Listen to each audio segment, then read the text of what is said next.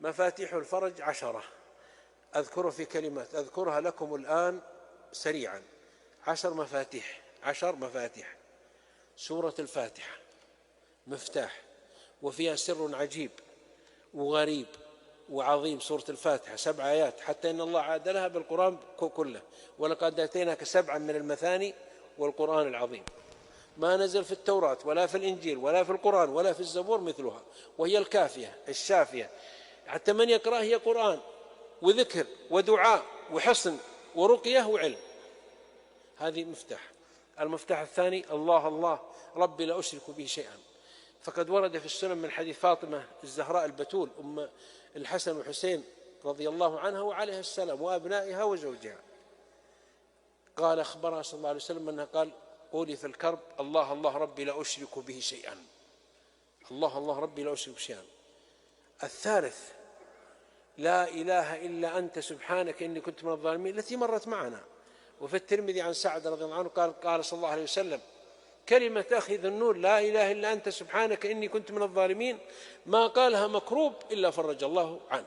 الرابع: حسبنا الله ونعم الوكيل، فانقلبوا بنعمة من الله وفضل كما مر معنا. الخامس: لا حول ولا قوة إلا بالله فإنها كنز من كنوز الجنة.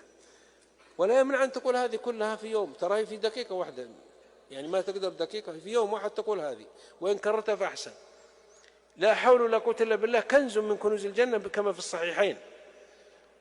السادس: كثرة الاستغفار، فإن من كثر من الاستغفار جعل الله له من كل هم فرجا ومن كل ضيق مخرجا ورزقه من حيث لا يحتسب. السابع: حديث البخاري: لا إله إلا الله العظيم الحليم، لا إله إلا الله رب العرش العظيم، لا إله إلا الله رب السماوات والأرض رب العرش الكريم. الثامن: الحديث في الصحيحين: اللهم إني أعوذ بك من الهم والحزن وأعوذ بك من العجز والكسل وأعوذ بك من البخل والجبن وأعوذ بك من غلبة الدين وقهر الرجال. أما التاسع: فيا حي يا قيوم لا إله إلا أنت برحمتك أستغيث، كان يقولها صلى الله عليه وسلم، وهو من دعاء الاستغاثة وكشف الكرب. لا يا حي يا قيوم لا إله إلا أنت لا إله يا حي يا قيوم لا إله إلا أنت برحمتك أستغيث، كان يقولها صلى الله عليه وسلم.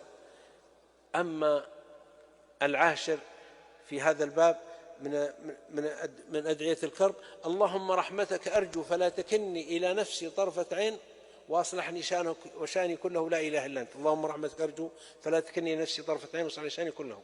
10 مفاتيح لكشف الكرب والهم والحزن